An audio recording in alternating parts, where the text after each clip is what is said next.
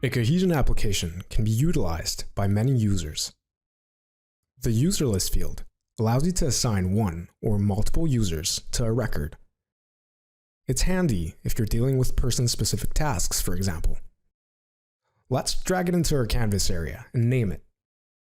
In this example, we're building an assign to field.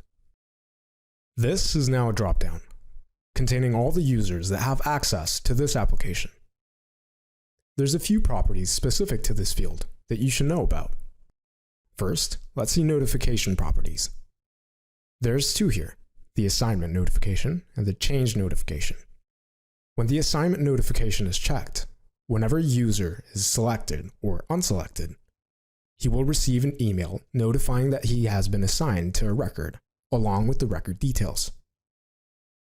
Next, when the change notification property is active, the assigned user will receive an email notifying him when any change to the record is made, and also specifying what was changed for that particular record.